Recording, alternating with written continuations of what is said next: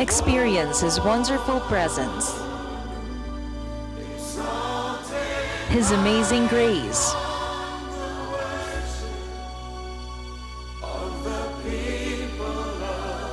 and witness God's miracle as His power manifests through His living Word.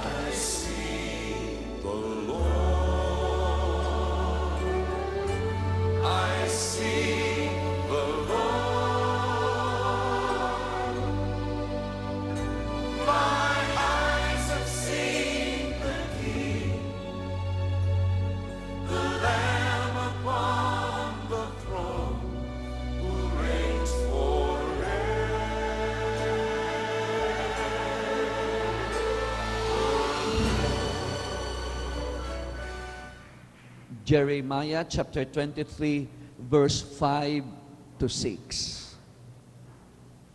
Jeremiah chapter 23, verse 5 to 6. Behold, the days are coming, says the Lord, that I will raise up to David a branch of righteousness.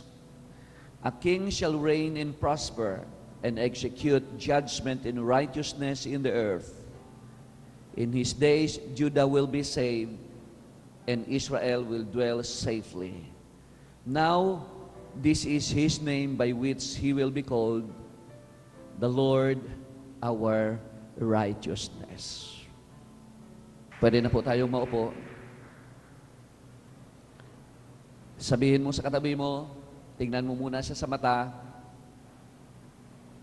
you are a blessing. Sabihin mo muna sa kanya ulit, you are a blessing. Alamin mo yung pangalan ng katabi mo. Alamin nyo ang pangalan. Hindi nyo yata alam ang pangalan na yan eh. Kilala na ba kayo? Amen. Palakpakan muna natin ang Panginoon. Atin pong tatalakayin sa hapong ito yung another name of the Lord, in which the Lord would, of course, reveal once again another aspect of Himself. Magpapakilala muli ang Panginoon sa atin at ito po isang area na mahalaga na maunawaan po natin sapagkat marami po ang hindi nakakaunawa nito. Pero alam ko po na sa Christian world ay marami sa atin na nakakaunawa nito. Ngunit ang mga tao po na wala sa Panginoon, siguro pwedeng sabihin natin 99.9% or 100% ay hindi po nakakaunawa nitong bagay na kung saan po ay ating tatalakayin ngayon. So I just want you to open your spirit so that as we preach the Word of God to you and as we ponder upon it, the understanding of the Lord shall be upon us. Una po sa lahat ay ito po ay isang prophecy about the coming of our Lord Jesus Christ.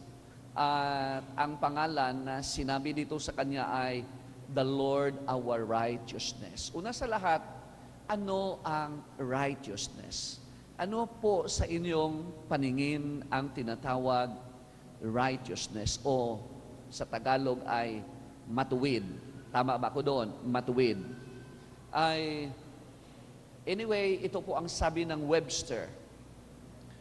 Acting or being in accordance with what is just, honorable, and free from guilt or wrong. Ulitin ko. Acting or being in accordance with what is just, honorable, and free from guilt or wrong. Yan po ang sabi ni Webster pagdating sa righteousness. Pero pagdating naman po, ang biblical definition po ng righteousness, ano kaya po sa ating paningin? Ito po ay right standing with God. That is righteousness. Right standing with God. Or sa Tagalog ay tamang katayuan sa harapan ng Diyos. That is righteousness. Without which, ay hindi po tayo makakalapit sa Diyos. Ito po ang importance ng tinatawag na righteousness.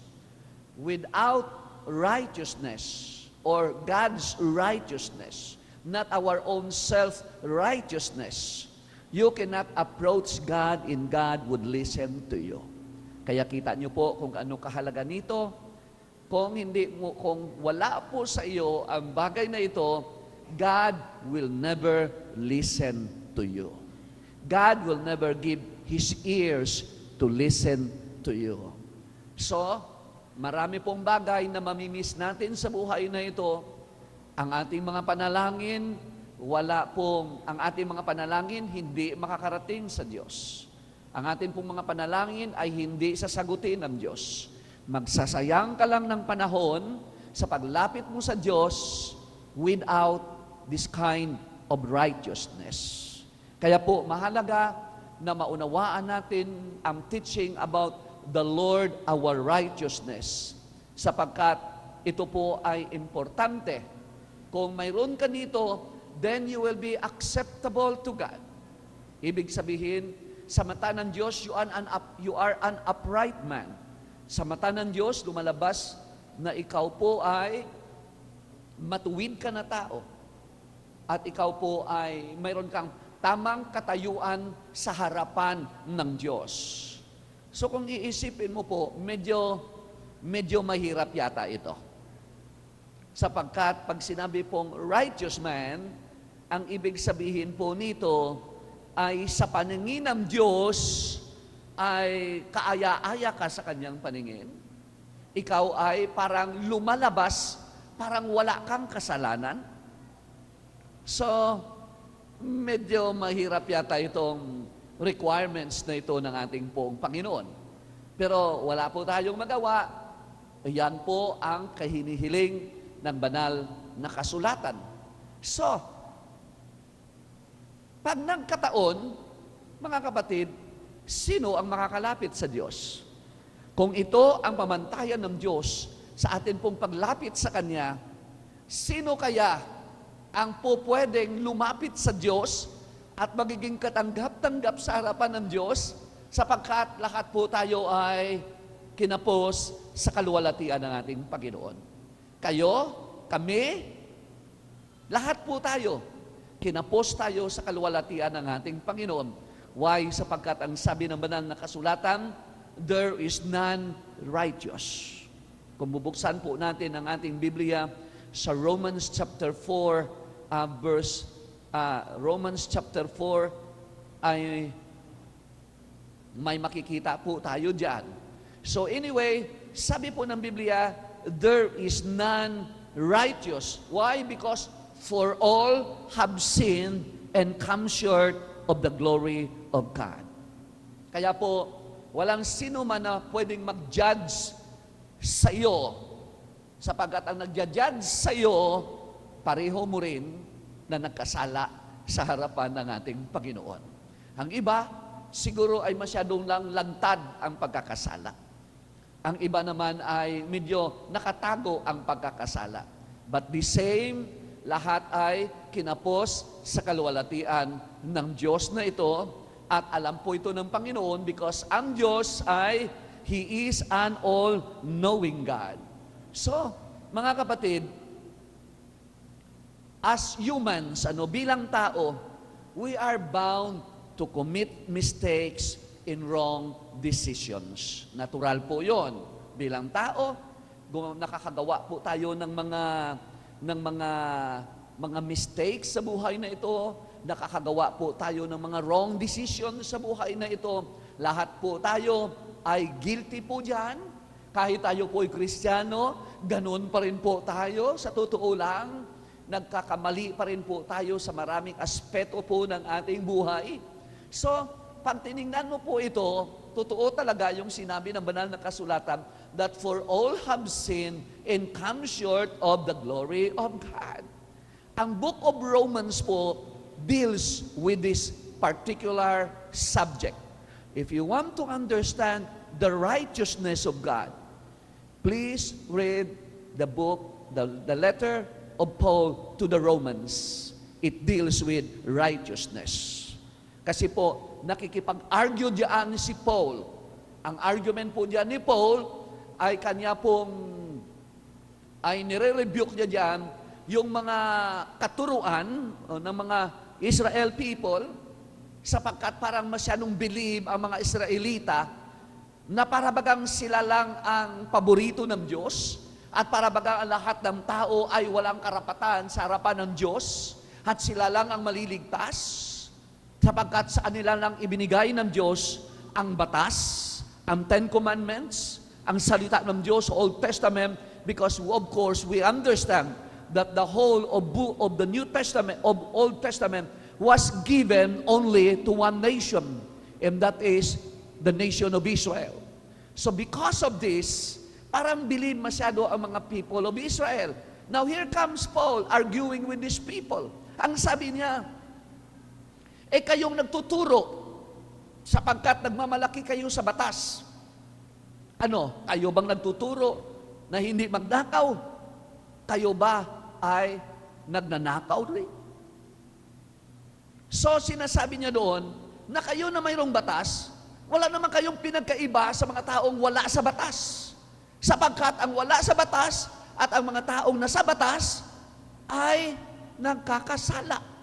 Ano ang basis? Ang basis po ng pagkakasala ng tao sa lumang tipan sa people of Israel was the law of Moses. The law given by God through Moses. Pag sila ay nagkakasala, alam nila because they violated the law of God given by God through Moses. But how about the Gentile world? Ang mga hintil na katulad natin, wala naman tayong batas. Hindi tayo po sa ilalim ng batas because the law was given only to the people of Israel. Ano naman ang sa atin?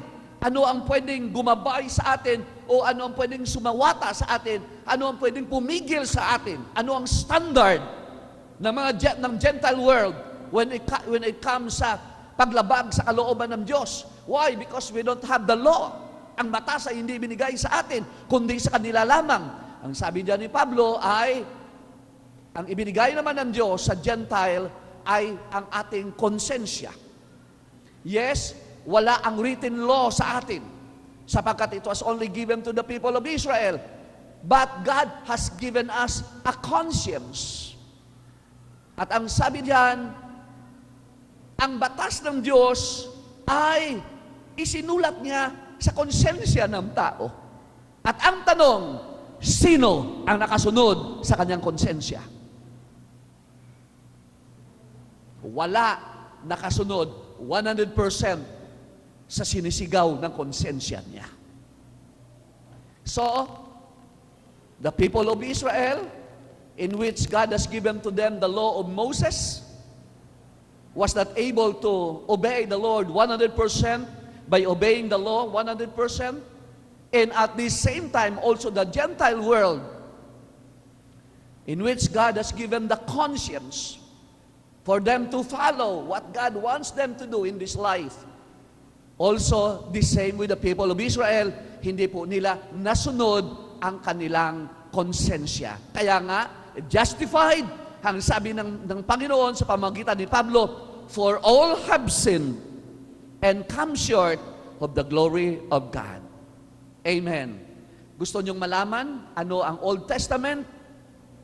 Those who were under the Old Testament, nang wala ka pa kay Kristo, iyan ang kalagayan ng tao ng Israel. Iyan ang Old Testament.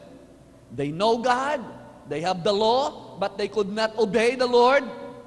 Pero ngayon, anong nangyayari sa atin? Nasa New Testament na po tayo. Nang dumating si Kristo sa atin, dumating ang Espiritu ng Diyos na nagbigay ng kakayanan sa atin para sundin natin ang kalooban ng Diyos. Amen.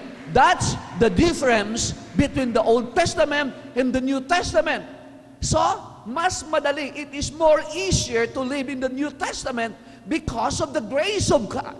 Dahil sa biyaya ng Panginoon na kumikilo sa atin, dahil dumating si Kristo, dumating ang kakayanan sa atin.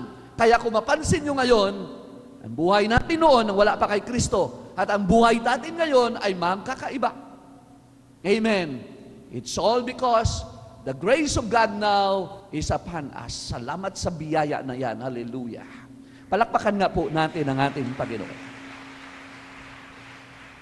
So, mga kapatid, sabi ng Biblia, there is none righteous, walang matuwid. Pag pinag-usapan ng pamantayan ng Diyos, lahat ay bagsak. Naglilingkod sa Diyos o hindi naglilingkod sa Diyos, born again o hindi born again, lahat ay bagsak. So kung lahat ay bagsak, walang papasok sa langit. Pero alam po natin, marami ang taong nakapasok sa kaharian ng Diyos. Alam po natin, ikaw at ako isang araw, nag-aantay lang tayo ng tamang oras ng Diyos sa buhay natin, papasok tayo sa kaharian ng Diyos. Amen po ba? Alam po natin yan. But, ibalik natin sa katuruan ng righteousness. Sapagkat without righteousness, God will never entertain you. And for that matter, God will never accept you in His kingdom. Okay? Because you will never be acceptable before God.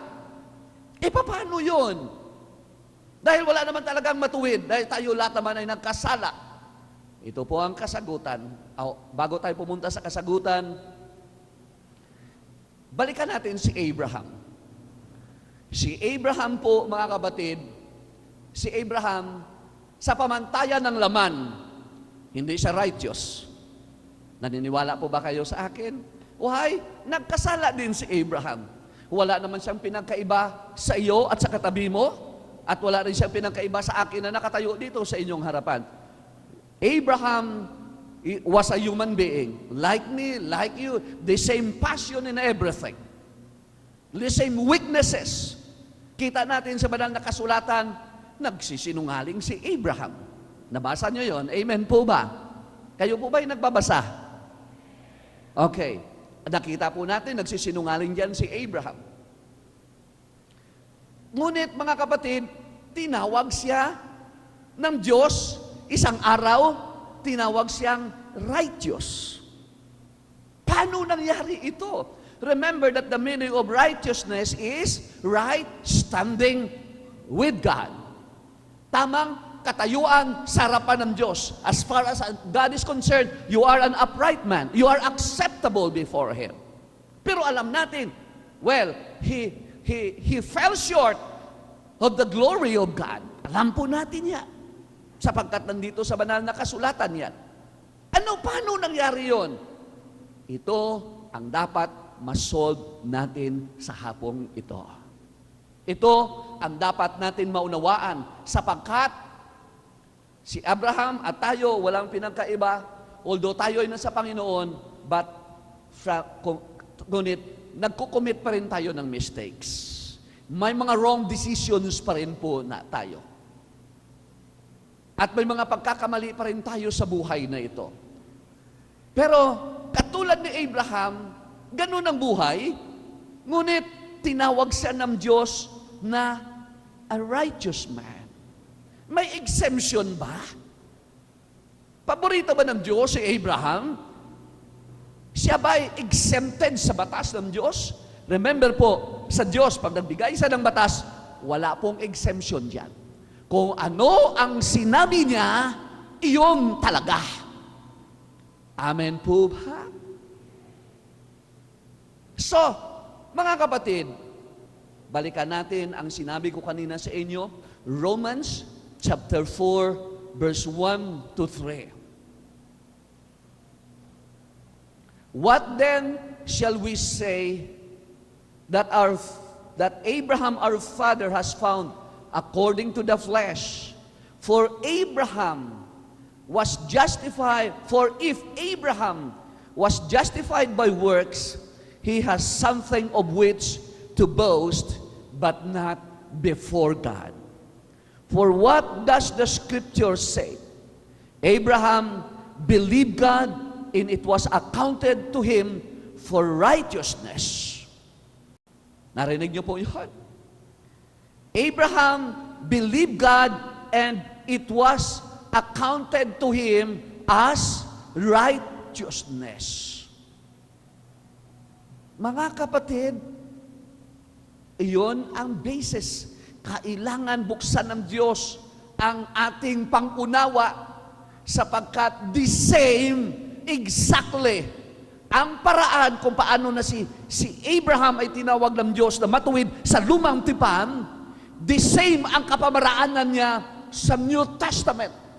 Itong klase ng righteousness na ito po, hindi nagbabago sa pamamagitan ng paglipas ng mga panahon, kahit ang pagbago ng Old Testament to the New Testament. The change in the Testaments could not nullify the truth that is embedded in the righteousness of God. Because there are things in the Old Testament that doesn't change, and it is being carried on until the New Testament. May mga bagay po na hindi nagbabago. Amen po, naniniwala po ba kayo? May mga bagay na hindi nagbabago. Kahit wala na tayo sa lumang tipan, ang teaching na yon ay carried over dito sa New Testament. Halimbawa, na hindi nagbabago, ang kaligtasan ng tao hindi nagbabago. Sa lumang tipan, ang kaligtasan doon ay hindi nagbabago. Iyan ay pananampalataya sa Diyos. Sa New Testament, hindi rin nagbago. Ganun pa rin. Pananampalataya pa rin sa Diyos. Sa lumang tipan, they look forward to the cross. Sa New Testament, we look backward to the cross. Amen po ba? So may mga bagay na hindi nagbago.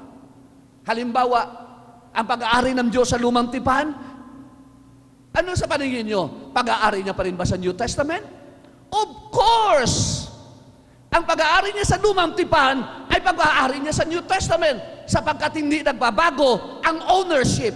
Pag sinabi ng Diyos, ang ikasampung bahagi ng perang binigay niya sa iyo ay pag-aari niya, sinabi niya yan sa Leviticus chapter 27 verse 30. Kung sinabi niya pag-aari niya ang tithes, sa New Testament, pag-aari niya pa rin ang tithes. Hindi yan nagbago. Ang pag-aari niya noon, pag-aari niya noon, pag-aari niya pa rin sa darating ng mga panahon sa buhay ng tao. God is the same yesterday, today, and forever. Amen. Ganun din po ang righteousness of God.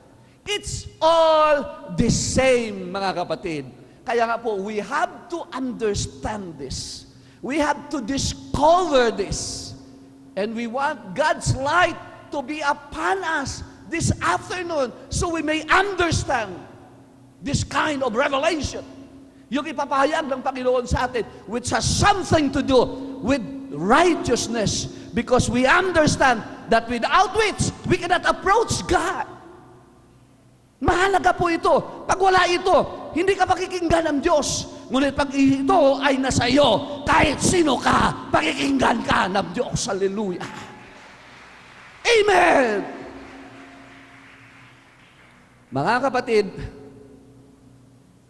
God called Abraham righteous.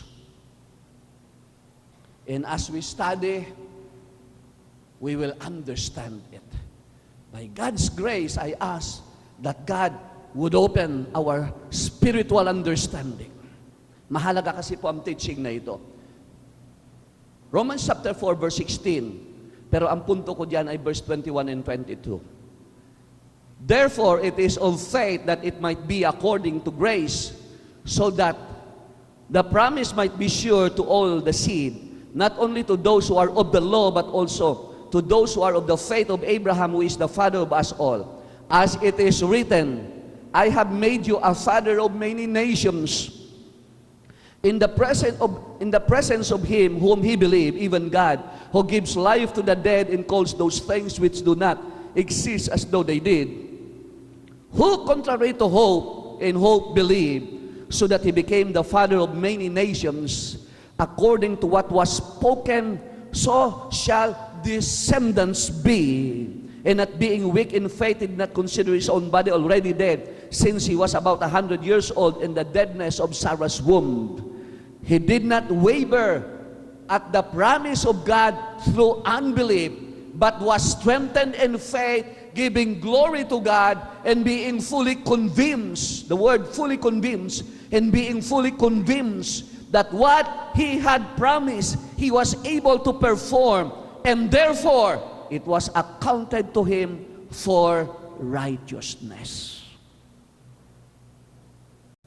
Ito po yun. Ang hinihingi ng Panginoon sa tao ay ang grabeng pagtitiwala sa sinabi ng Diyos sa iyo. Yung you don't just believe. You don't just believe God, but you have faith in what God has spoken to His people.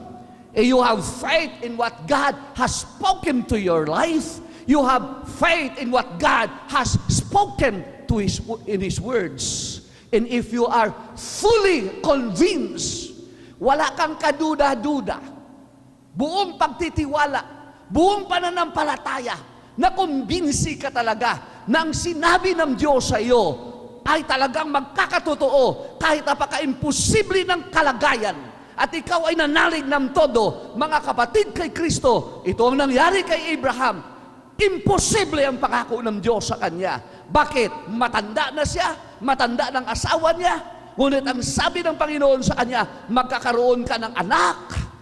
At sa gitna ng napaka-imposibleng bagay, nangahas si Abraham na manalig sa Diyos na ito. At dahil nanalig siya, ang sabi na banal na kasulatan, tinawag siya ng Diyos, binilang siya ng Diyos na isang matuwid na tao.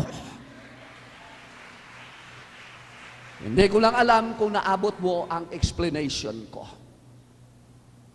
Nang ibig sabihin po nito, tinawag po siyang righteous.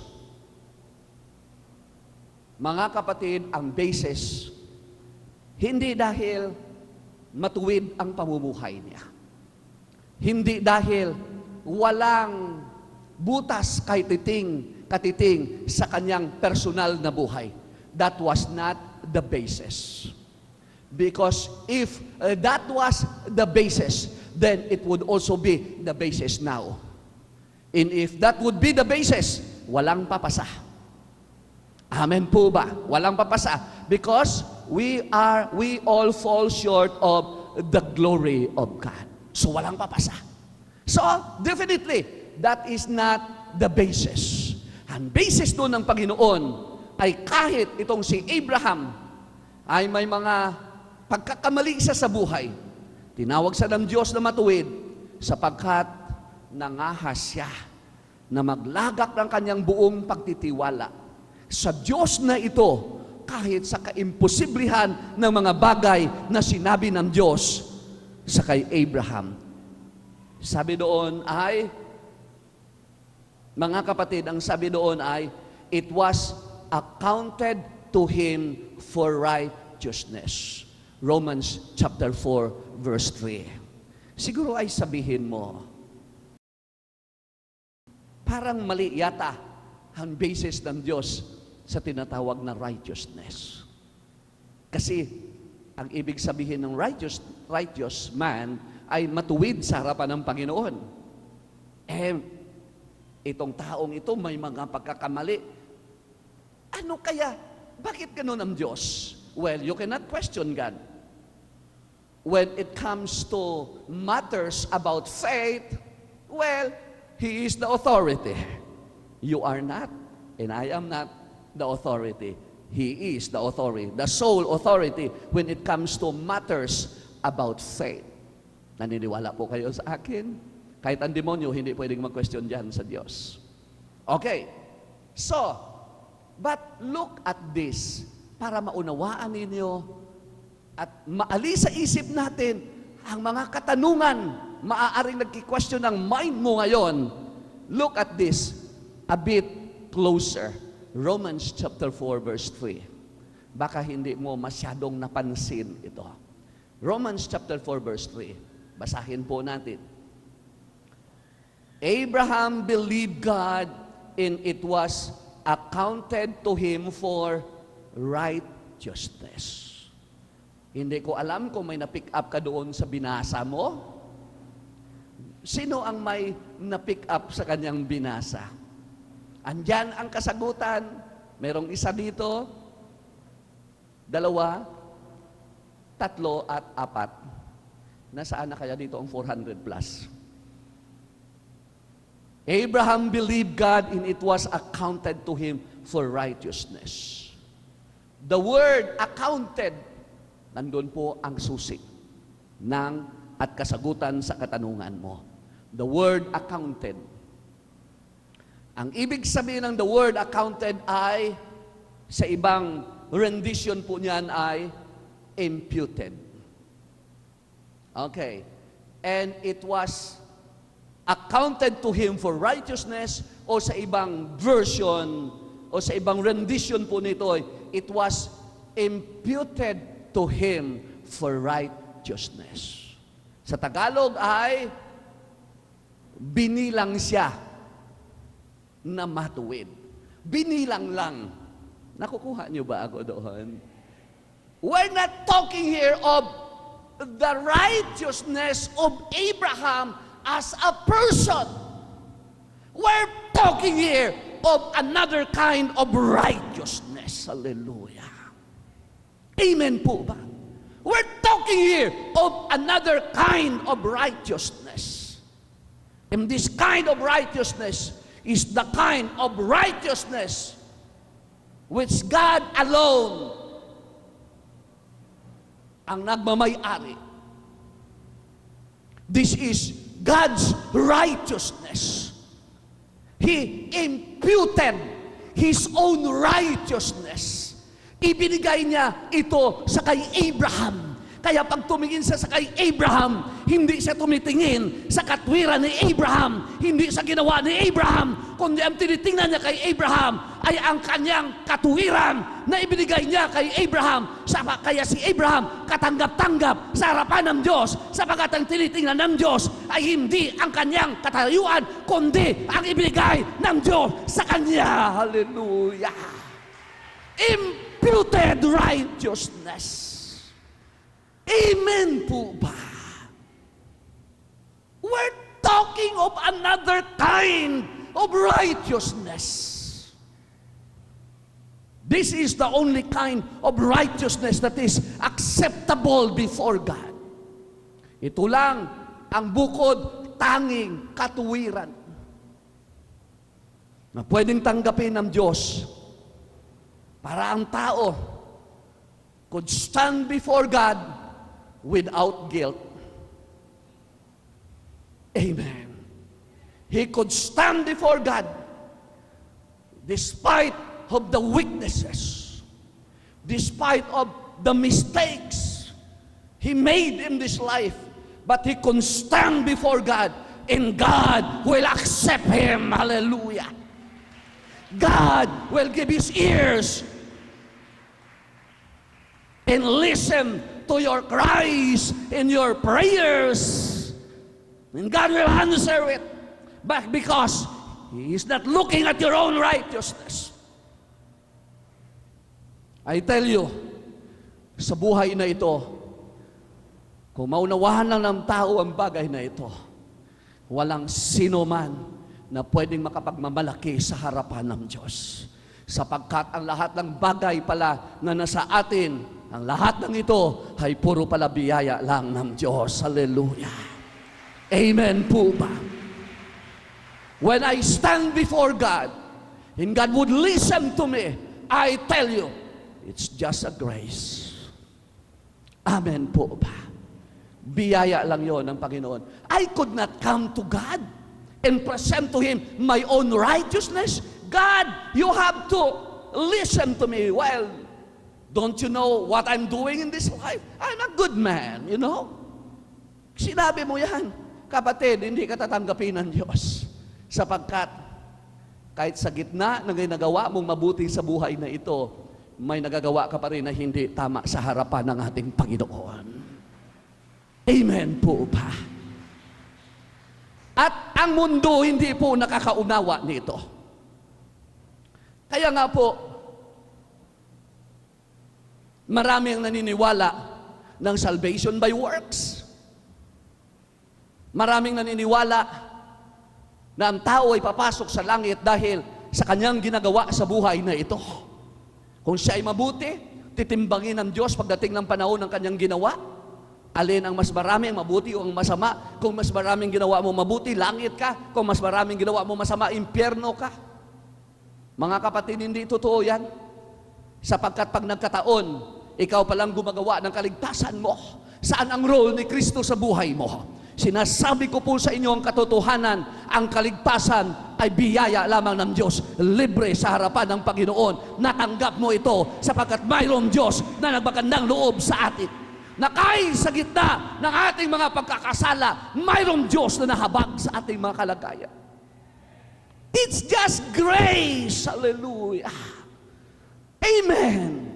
Sa preaching ko sa inyo, lagi ko po yan sinasabi sa inyo. From time to time, inuulit-ulit ko para po pumasok sa ating puso that it's not what I'm doing in this life that God would accept me. But only because of His grace. Amen po ba? Hindi dahil po masipag tayo sa kaharian ng Diyos. Pag masipag ka sa kaharian ng Diyos, that's good. There's nothing wrong with that. But you cannot present that to God. Naririnig niyo po ako. You cannot present that to God. Salamat, masipag ka. You have your own reward there. God will reward you bilang masipag na lingkod ng Panginoon. But you cannot present that to God so God would listen to you. Amen po ba? Kailangan maliwanag po tayo sa bagay na ito. At ang mundo, gumagawa ng maraming mga bagay, of course, para maging katanggap-tanggap sila sa harapan ng Panginoon.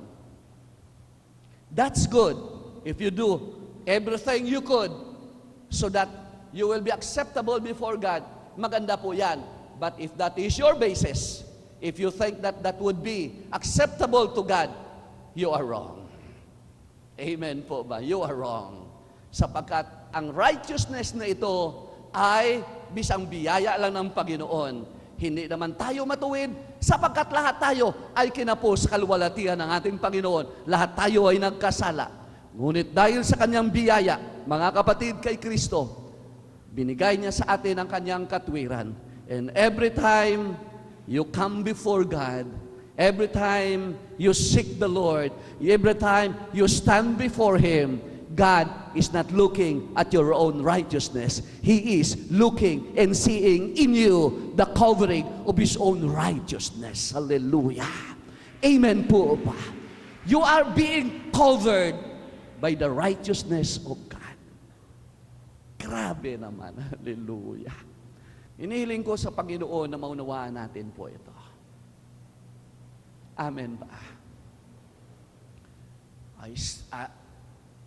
I can stand before God anytime. And God would gladly listen to me. You can stand before God. And the heart of God will be rejoicing, listening to you. Because of that righteousness. Amen po ba? Salamat talaga sa Panginoon. Iba ang ating Diyos. Palakpakan natin po ang ating Panginoon. At alam mo po, ito ang area na nagkamali ng todo ang bayan ng Israel. God has given, this nation was a privileged nation. In the Old Testament, don't you know that there was only one nation in which God was so attracted to, and that is the nation of Israel. They were so privileged to have the law, privileged to have the prophets, privileged to have the kings of God Almighty, privileged to see the different and wonderful move of the Holy Spirit upon them. So many miracles. Grabing mga himala ang ginawa ng Diyos sa kanila. The only nation that enjoyed the hand of God Almighty in the Old Testament. But so many of them were not able to make it to the kingdom of God. Bakit po? Because of this one mistake. At yan ang mistake na kung saan ay nauulit pa rin po ng marami sa ating kapanahunan although sinasabi nilang sila'y nasa Christian community o sila'y nasa Christian circle, nasa Christian world po sila o sa Christian church sila, ay nauulit pa rin ng iba ang pagkakamali sa area na ito. At ito po ay walang iba kundi ang pagsusumikap po ng bayan ng Israel na sundin ang batas. At ang dahilan ng pagsunod nila sa batas na binigay ni Moses sa kanila ay para po magkaroon sila ng magandang standing with God. There's no problem really in obeying the law of Moses that is commendable. But that is not the way to be acceptable to God. Amen po. Ha? Bakit? Sapagkat po, ang sabi ni Paul diyan sa book of Galatians, sabi niya, those who follow the law must live by the law. Ang sino mang gustong sumunod sa batas ay kailangan ay sumunod sa batas. At ang sabi ni Pablo, pag nagkamali ka ng isa sa kautusan ng batas na sinabi ng Diyos, ang tawag sa iyo ay law breaker. At ang batas na ibinigay ng Diyos sa bayan ng Israel was not just 10, which we thought it was just 10. The 10 Commandments. But actually, the law given by God to Moses was 613. Ulitin ko, 613. 613 laws. Wala pong makakasunod po diyan. Kahit anong pagsusumikap mo, walang makakasunod po diyan, mga kapatid, kay Kristo. Kaya if that is your basis in coming to God, na mga kapatid, hindi ka matatanggap. Bakit? Isa lang, nasunod mo ang 612. Na hindi mo nasunod ang isa. Sabi ng Biblia, you are a lawbreaker. So, paano ka magiging acceptable to God? Why? Because your basis of your own righteousness is the law of Moses. Isa lang ang nakasunod ng batas ni Moses. At yun siya nagsabing, it is finished. Amen po ba? Ang Panginoon lang ang nakasunod ng batas ni Moses to the letter. Walang nalabag kahit isa. Ang Panginoong Hesus lang. Pero lahat ng tao ay kinapos pagdating sa kaluwalhatian ng Diyos sa area na yan. So mga kapatid kay Kristo,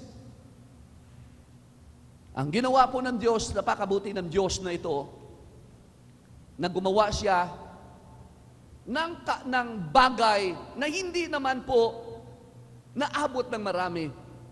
Kukunti lang ang nakaunawa. Si Abraham, isa na po dyan. Kaya nga po, he was called by God righteous.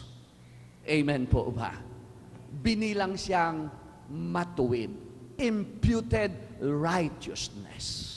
Pag imputed righteousness, sa harapan ng Diyos, hindi ka talaga po makapagmamalaki. Amen po ba? Sapagkat binilang ka lang na matuwid, ang totoo, hindi ka matuwid. Amen po ba?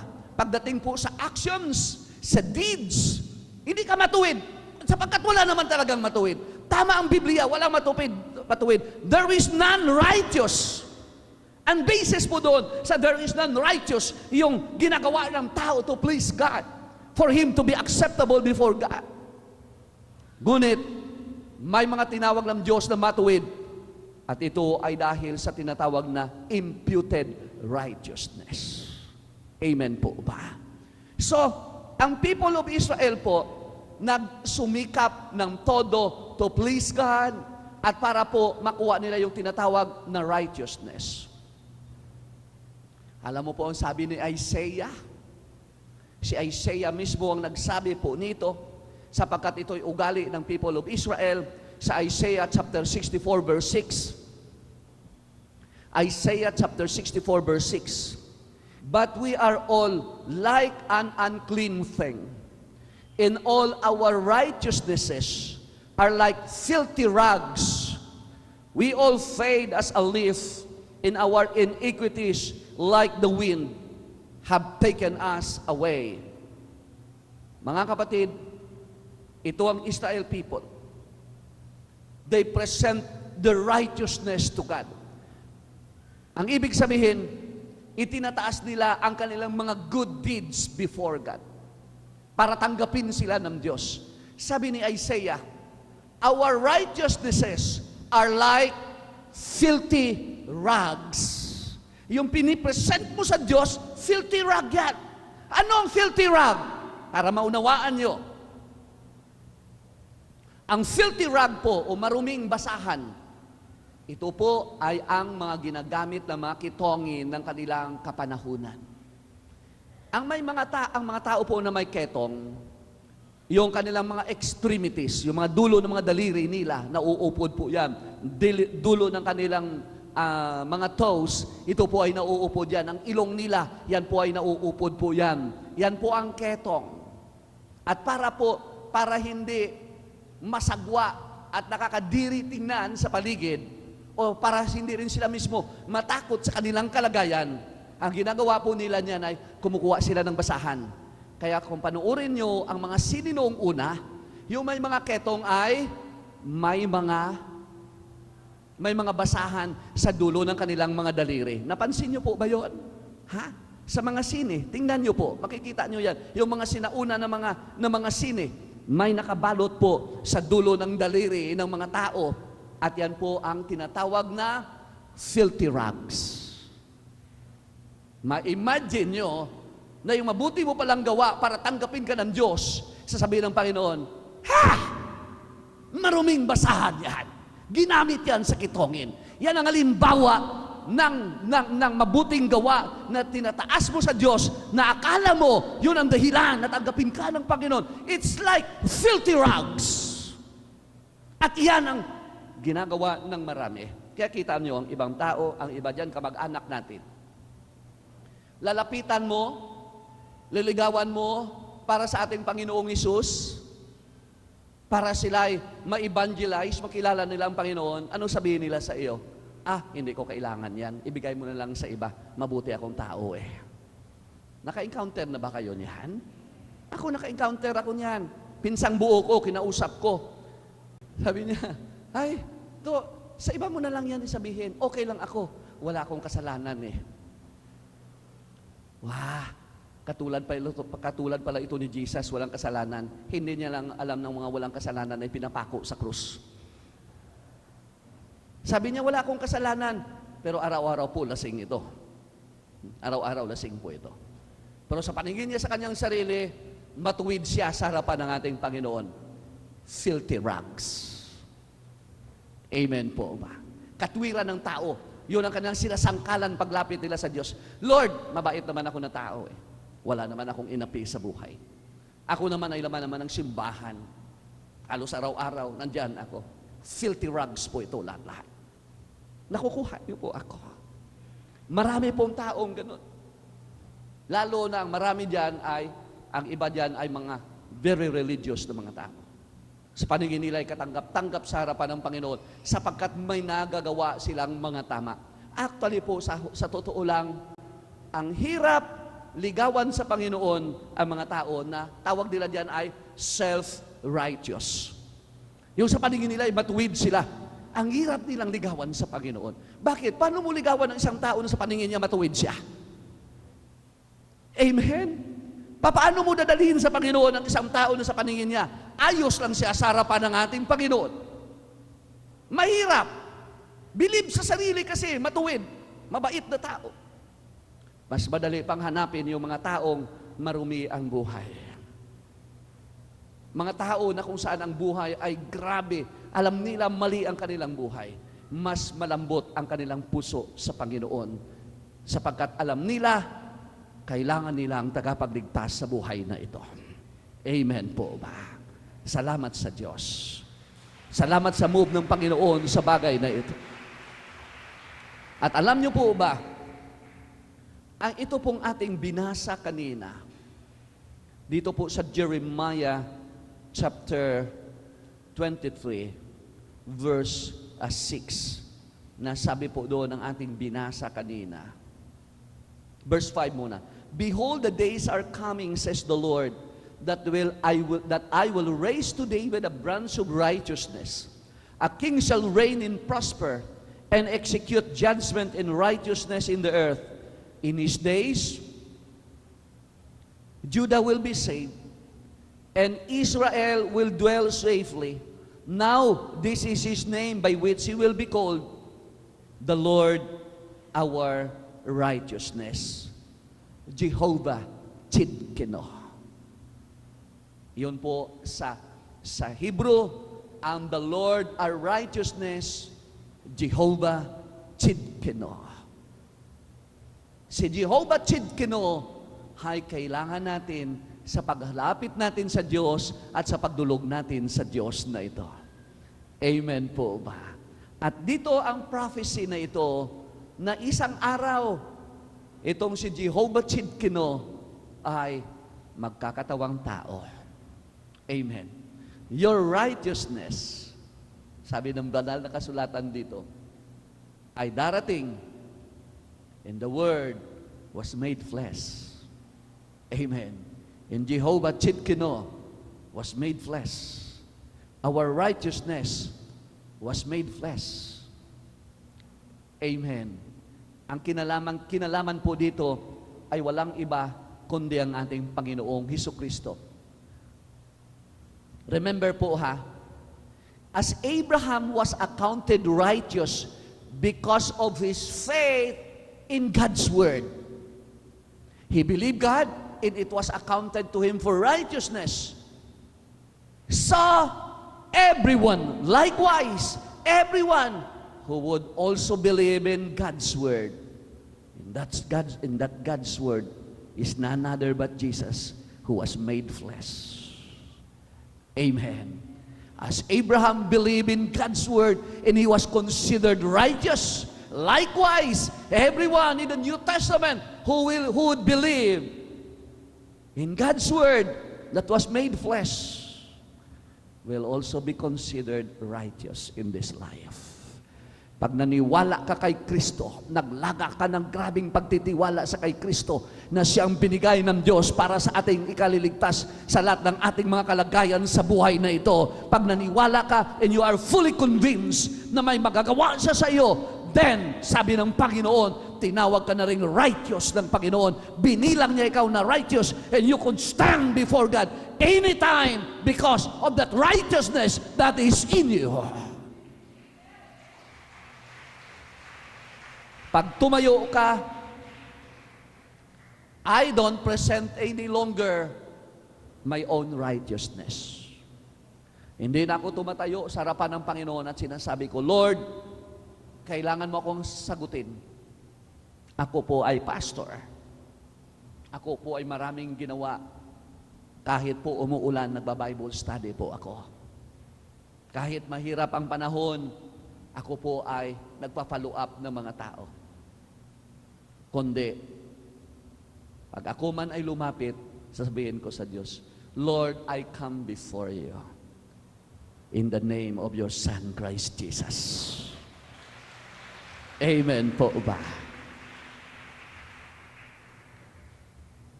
I will be accepted by God. Why? Mga kapatid, I am being covered by His own righteousness. Nakukuha niyo po ba ako?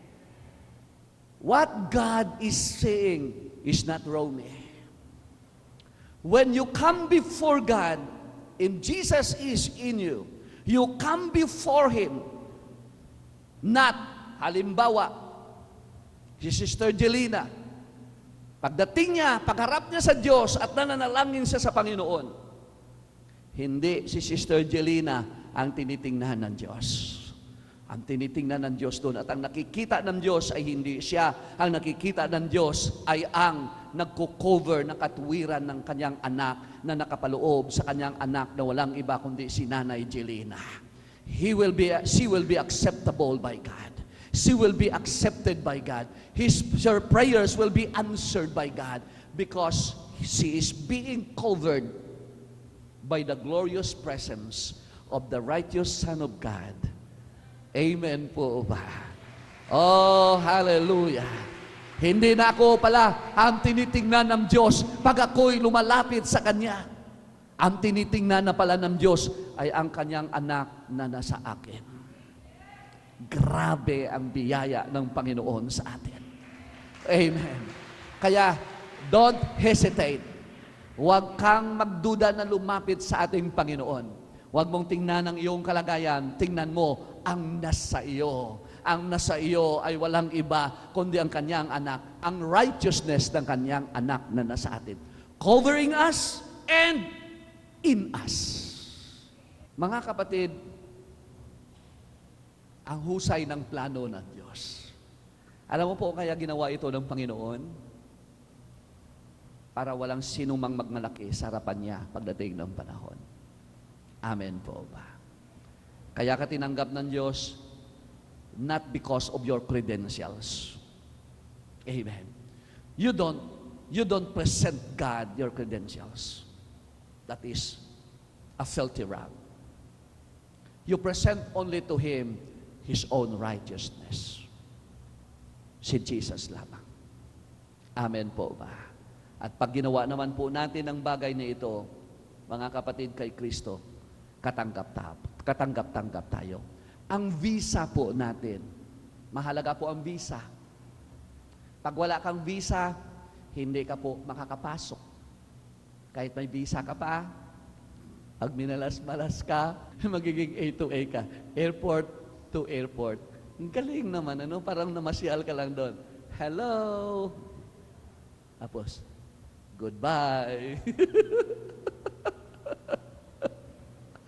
Yun pang sinasabi nilang A to A. Baka po hindi nyo naunawaan ng A to A. Ang ibig sabihin po nito, pagpunta mo sa isang bansa, sa airport ka, that is A. Hindi ka tinanggap to doon, kaya balik ka naman sa airport mo dito sa Pilipinas. Tawag po dyan ay A to A. Okay? Pero mga kapatid, napakaganda ng visa natin. Amen po ba? Ang righteousness ng Panginoon na nasa atin, pinakamahusay na visa. Walang A to A po dito. Amen? Talagang tatanggapin po tayo ng Panginoon. At alam mo po, salamat kay Jesus. Amen po ba? Salamat kay Jesus. Ako, hindi naman ako karapat-dapat na tumayo sa harapan ng Panginoon. Because of my mistakes, because of my wrong decisions, napakaraming mga pagkakamali sa buhay na ito. But, mga kapatid, kahit ganun ang aking kalagayan, at ganun din ang kalagayan natin. Amen po ba? Lahat tayo lahat ay pareho-pareho ng kalagayan. Tao kasi po tayo eh. Pero salamat, mayroon pong nagbaback up sa atin. Ang nagbaback up sa atin ay hindi mahihindian ng langit. At hindi lang po napipilitan ng Diyos sa atin. Pag lumapit tayo sa Kanya, presenting to Him His own righteousness that is in Christ Jesus, grabe ang kagalakan ng Panginoon sa atin. Paglapit natin sa Kanya, hindi lang siya napipilitan. Yayakapin niya pa po tayo dahil sa righteousness na yan na nasa atin. Salamat po sa Panginoon. Palakpakan po natin ang Diyos. So, Jehovah Tsidkeno, napakahalagang aspeto ng pagpapahayag ng Diyos sa Kanyang sarili. Na hindi siya tatanggap maliban ang Kanyang katwiran ay nasa atin. Tayo pong lahat ay tumayo. Tatanggapin natin si Jesus bilang Panginoon at tagapagligtas sa oras na ito. Close your eyes, please. At tayo po ay manalangin. Sabihin mo, Panginoong Hesus, Ikaw ang aking katwiran sa buhay na ito. Lalapit ako sa Diyos Ama, walang agam-agam, walang pagdududa, na ako'y tatanggapin ng Diyos Ama na nasa langit. Dahil Ikaw ay nasa akin. Ikaw ang aking katwiran. Patawarin mo ako sa aking mga pagkakasala. Linisin mo ako ng iyong banal na dugo. Tinatanggap kita ngayon bilang Panginoon, tagapagligtas, Diyos ng aking buhay. So we cry out your name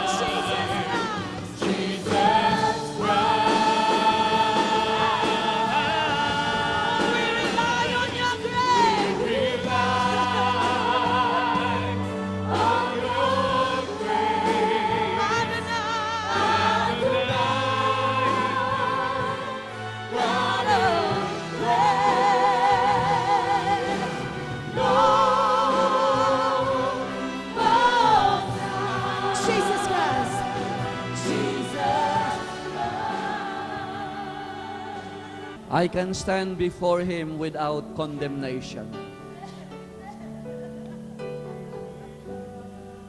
I am acceptable as His beloved.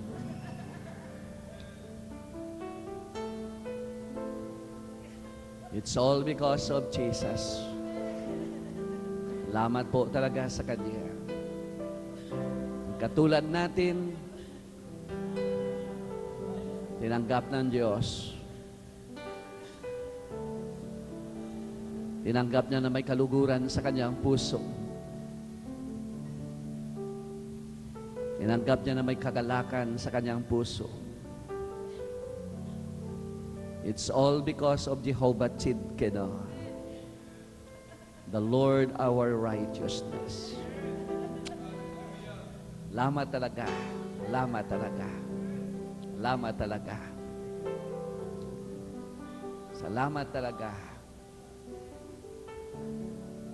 That's why we encourage you to come before Him with gladness in your heart. Every time you come to God, God will never say no to you. You are accepted as His beloved. Salamat sa Panginoon. Lord, sinasamba ka namin. Talagang wala kang katulad na Diyos. Kapamaraanan mo ay talagang iba talaga sa kapamaraanan ng tao. At salamat o Diyos na pinapahayag mo sa amin ang mga bagay na ito. At maging sa susunod pa naming series, mayroon pa kaming naiwan na mga dalawa pa, Panginoon.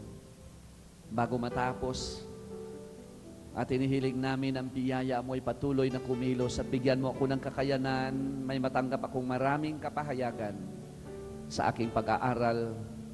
At Lord, ito ay maibigay sa iyong mga tao ng naaayon sa iyong kalooban.